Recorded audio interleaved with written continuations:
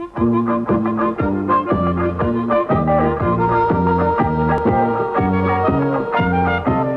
all over the countryside, ask the Leylands, ask the Leylands. Travel all over the countryside, ask the Leyland Brothers. Whatever it is that you want to see, ask the Leylands, ask the Leylands. No matter whatever that happens to be, ask the Leyland Brothers. Come on, me in it and join in the fun. Travel all over Australia.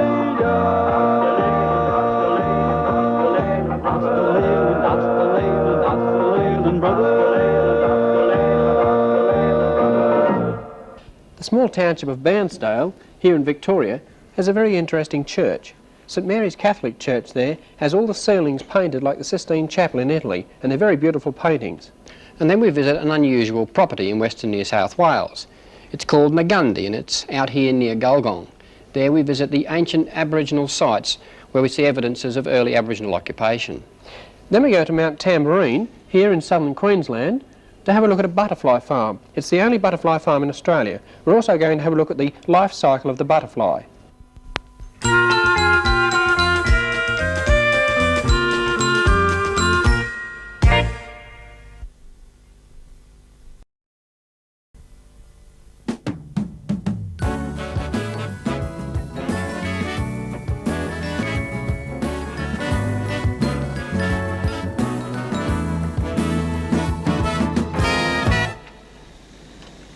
We have a letter from Teresa Cumming of the Gap in Queensland. Teresa wrote and said, "My mother has a colour slide of a Roman Catholic church in Victoria, which she took during a trip to Melbourne some years ago. The church has a painted ceiling like the Sistine Chapel in Italy. Could you please tell me the name of this church and then tell us its story?" Well, Teresa, we found your church and it's in Bairnsdale, Victoria. We're going inside to have a look at the paintings and find out the story behind them. Bairnsdale is 270 kilometres east of Melbourne at the mouth of the Mitchell River. In less than 40 years, St Mary's Roman Catholic Church in Bairnsdale's main street has become famous throughout Australia because of its unique murals and painted ceilings.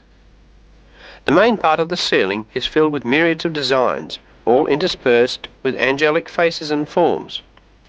There are between 300 and 400 angels in these varied scenes, and no two faces are identical.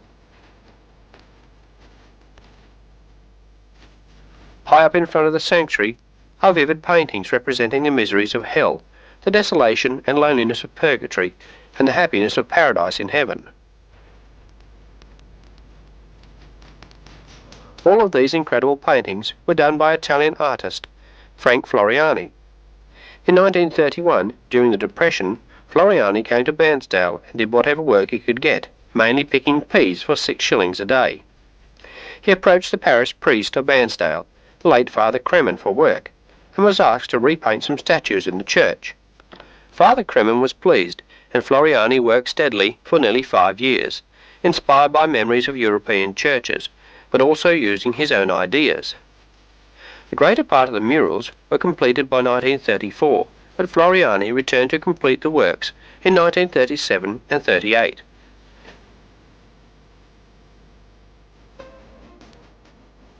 Frank Floriani was born near Venice and studied painting at the Academy of Arts in Turin.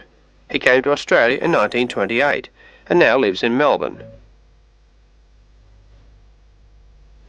In his 80s, Floriani's main love is still in painting.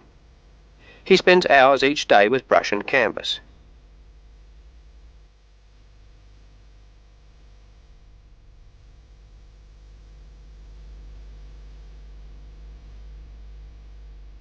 He paints a variety of subjects, including the occasional religious painting. Floriani was eager to talk to us about his most famous works in St Mary's Church at Bairnsdale. Started with the scaffold up, you know, the big circle, the big front in there. And was six or 7 months after, the people used to wondering what I'm doing because they didn't never see anything. Of course. After, when I took the scaffold out, well, shifted, you know, back, and they could see it on the time they start to see something. It doesn't make any difference to me if I had for instance, 3 years or a 6, well, the job is done, you know, I mean, because the point is, you see, you got to love to do it and do it. That's all about. Frank Floriani's paintings become more famous every year as hundreds of tourists come to see them. Some return again and again to find something new to interest them.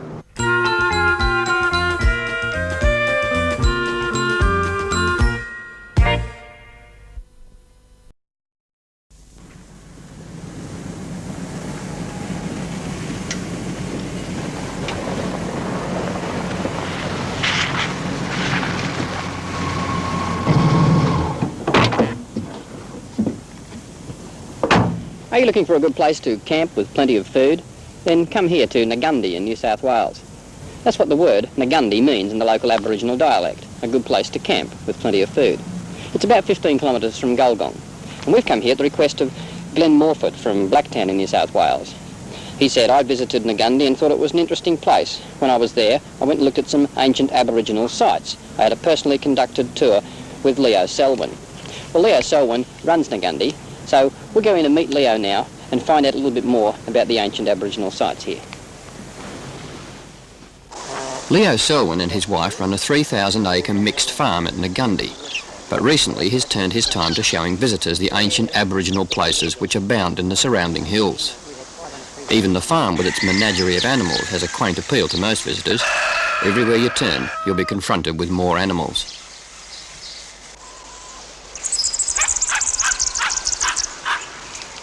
Leo's wife takes in almost any creature which comes her way and often finds herself tending to young orphaned animals.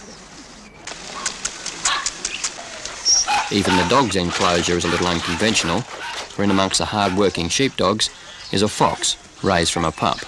One of Leo's favourites is his old man Emu, who at one time used to help round up sheep like a sheepdog. But recently he became clucky, and Leo found a warm, fertile egg in a wild nest and brought it back for the frustrated bird. The young chick hatched out in time and is now inseparable from his foster father.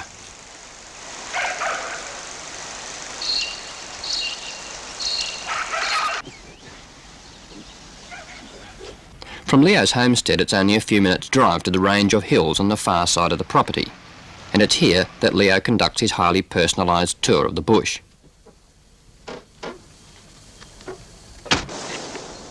This place is a sacred tribal ground where only the elders were permitted to visit and to be buried here. No women could come near this region.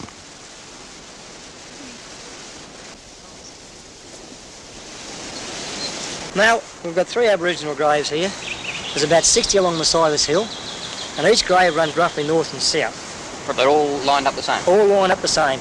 The tribe is the Ngundi tribe, and they were chased out of here by the white men about 100 years ago. They're a fairly ferocious tribe, and they kept the white men on the move a bit. And when they chased them out, they chased them to a pretty scrubby hill where they, instead of lighting, burned them nearly all to death. A few of them remained here, were later on driven out in bullock wagons and carts when Jivy Governor, the Breelong Black, went on the rampage. I never realised that the Aboriginals marked their graves with stones like that. Well, I didn't till Dr. Isabel McBride, the government anthropologist, came here, and she identified them as blackfellas' graves. It's only unique to this area, is it? I don't know this. I don't know. We don't know how they're buried, whether they're sitting up or lying down. We do know the stones represent devil stones to keep the spirits out. Leo takes every group of visitors on a walk through the hills, which is dotted with rock shelters and places of interest. Most of the points of interest would easily be missed by the average person.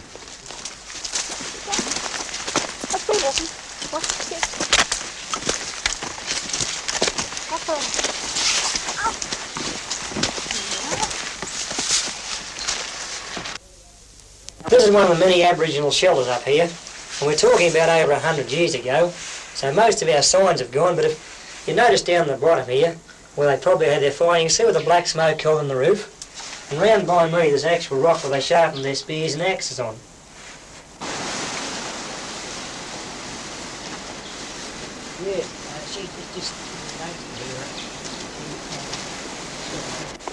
This log here has marks in it. Now the experts tell us that these marks, and there are several of them all the way up to the top, were created with a stone axe.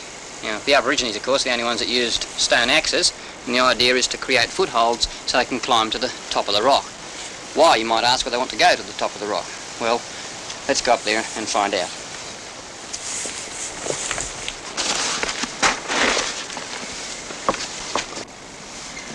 Well, this waterhole, of course, is the reason that the Aborigines would want to get to the top of the rock. Now, with the water here, you might think is rainwater, but it isn't. It's water from a spring. Now, the theory is that this huge rock was once attached to the hill behind me, and at some time in the distant past it came off the hill, rolled down and ended up here. It probably on the underside had a cave in it, because there are many caves in these rocks up here, and that landed squarely over the top of a natural spring. The water from the spring, forcing its way through probably a crack in the rock, comes to the surface here and rests in this pond. Now, the pond is about 1.5 metres deep, and the level never varies. A reliable source of water like this provides the perfect location for Aboriginal occupation, and the hills not only abound with wild game, but bear natural fruits and berries to vary the diet, something Leo is pleased to demonstrate. And you just call this a 5-corner, do you? Yes, it's an Aboriginal food. Each little berry has 5 little leaves around it. Pretty hard to see like this, Mal, but Oh yeah, I can see it. pick up the little And leaves you eat coming it out. just like that, do you? No, you've got to wait till the berry actually falls. It becomes very plump and large as it falls. And here we have them laying around in a cluster. You've got to be very lucky to get these to beat the birds. But you might be able to tell me how they actually taste. Yeah, try one. They're right. That's supposed to be if it's on the ground.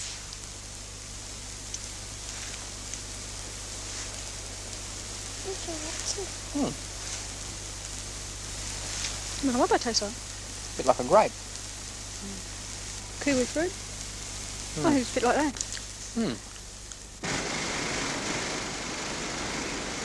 The walk takes several hours, but at every twist and turn of the trail, Leo adds some small piece of information to make the bush more interesting. No, it's just natural as far as I can make it. Everything is natural up here. It's just left the way it is. The walk proves too far for Carmen, who has fallen asleep by now. People have sort of made them walking around having a look at things.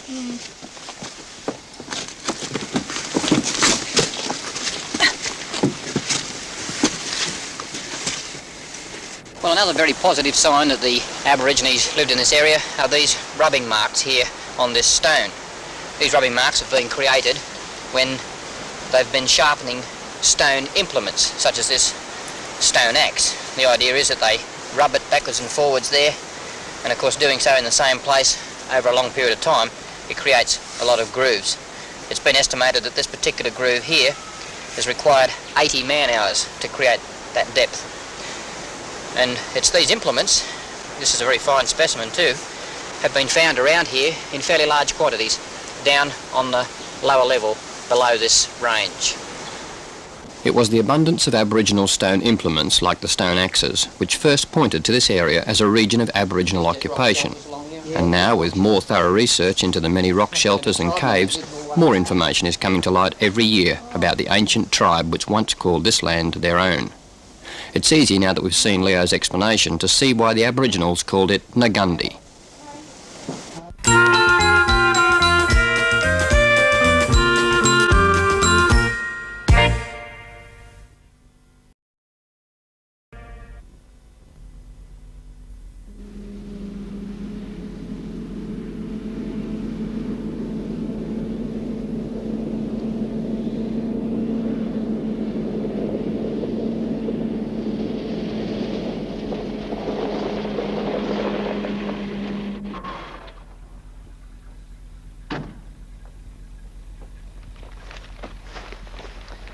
We're on Tamborine Mountain in Queensland.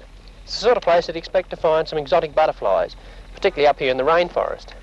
It's been brought to our attention by Greg Smith of Mansfield in Queensland, who says he's just returned from a trip where he visited a butterfly farm on Mount Tamborine in southeast Queensland.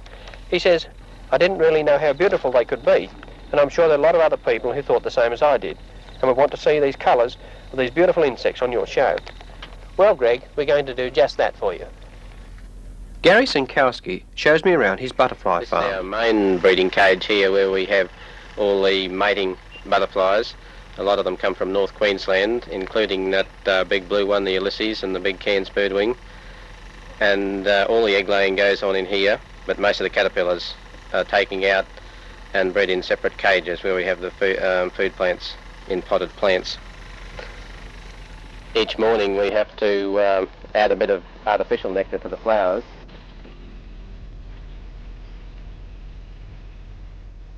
The honey and water mixture is used as a supplement to the butterfly's diet.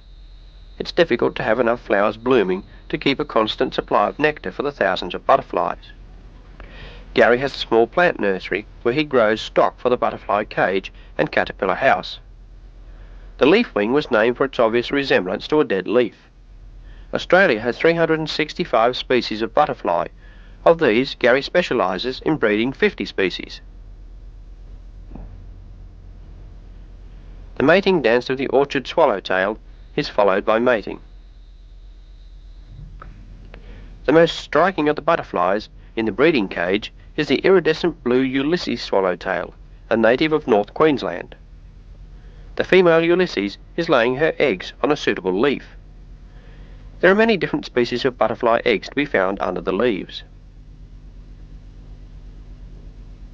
What I'm doing here is collecting the eggs. We have to do this every day, usually each afternoon, because the predators in here at night, crickets and spiders, eat most of the eggs, and we'd lose almost all of them if we didn't collect them daily.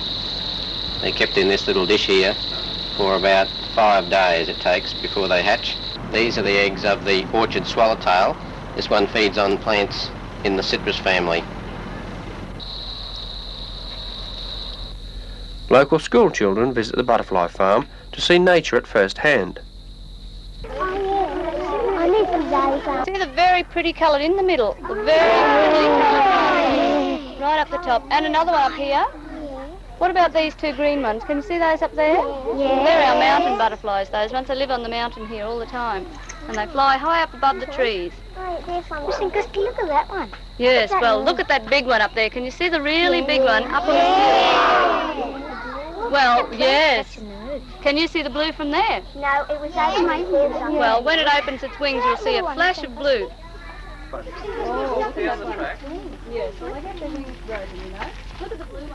These visits are very popular with the children, and they are learning at first hand. After the caterpillars hatch from the tiny eggs, they are released on their special food plants and left to grow.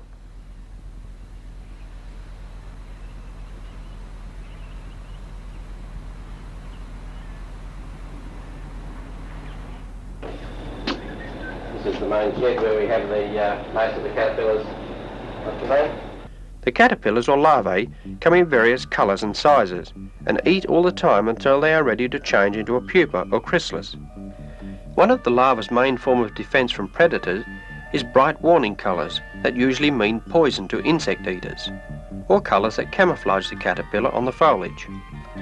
One unusual defence mechanism is triggered when a predator touches the caterpillar. Suddenly, 2 bright coloured horns emerge and spray the attacker with a foul-smelling liquid. When fully fed, the larvae prepares for the change into a winged insect.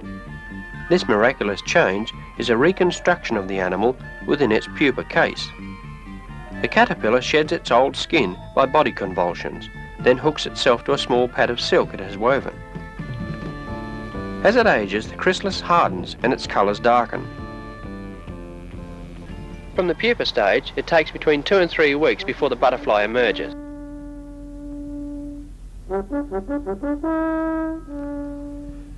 A slightly crumpled Cairns birdwing emerges from the chrysalis. This is one of Australia's largest butterflies, with a wingspan as big as a saucer. As soon as the butterfly emerges, it starts to pump liquid into its crumpled, moist wings and waits for them to harden.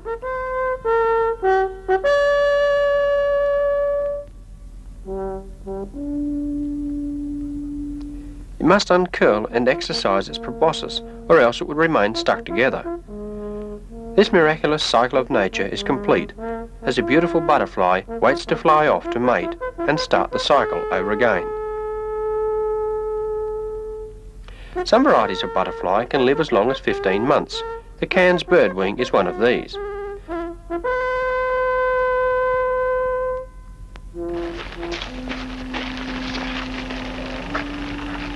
Out of each batch, we release the best specimens in the cage here for breeding stock.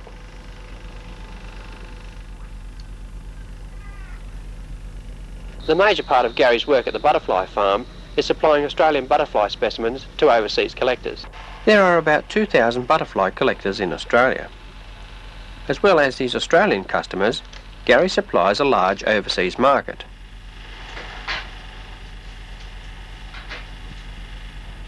A rare aberration for the Cairns birdwing like this one here could bring up to $1,000. But before you rush out to make your fortune with a $2 butterfly net, don't forget you need to be an expert on butterflies, and you also need a permit to collect and sell and breed butterflies in Australia.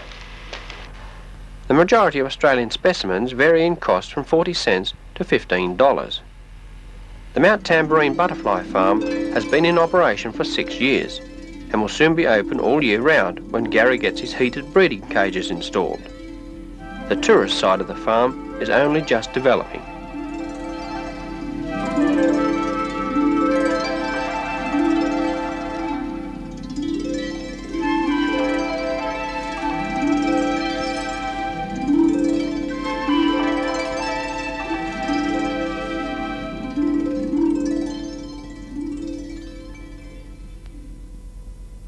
We've had a tremendous response to Ask the Leyland Brothers, and we've had many letters from the viewers, and we'd like to thank you for those, but we'd still like to get some more. Don't forget, if there's something you know about that you think would make a good story for our program, then let us know about it. Write to Ask the Leyland Brothers, Post Office Box 900, Newcastle, 2300.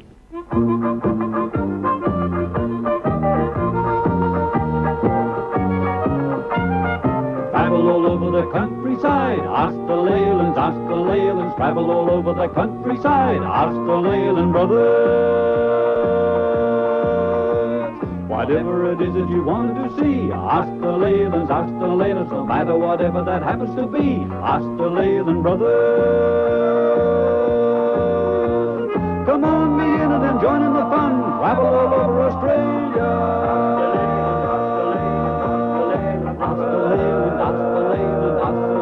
Brother.